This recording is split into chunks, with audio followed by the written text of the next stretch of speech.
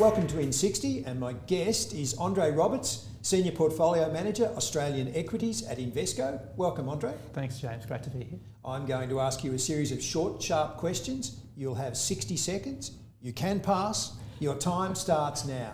Andre, value or valuation? Which is the more powerful tool?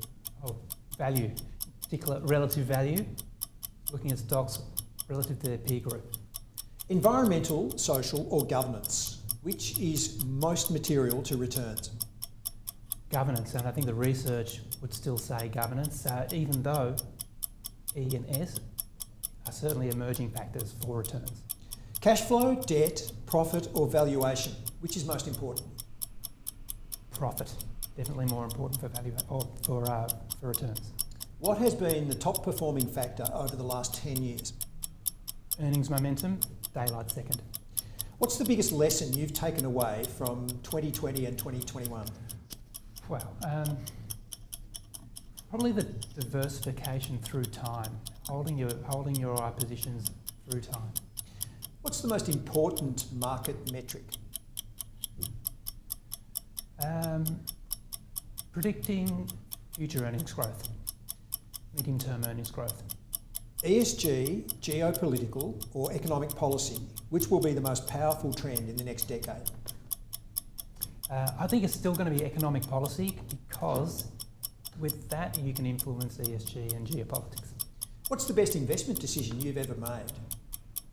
Wow, you know what, probably an investment in my personal education.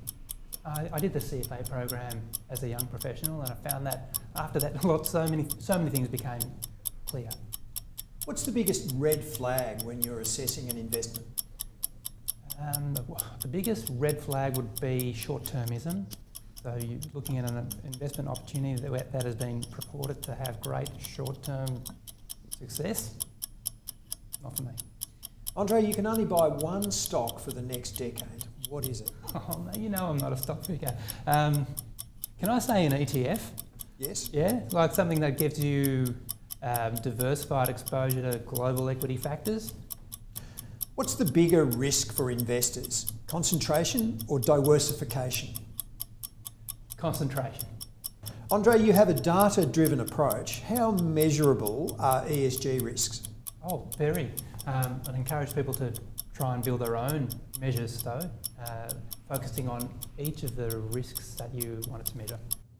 Andre, thank you very much for your time. Thanks, James.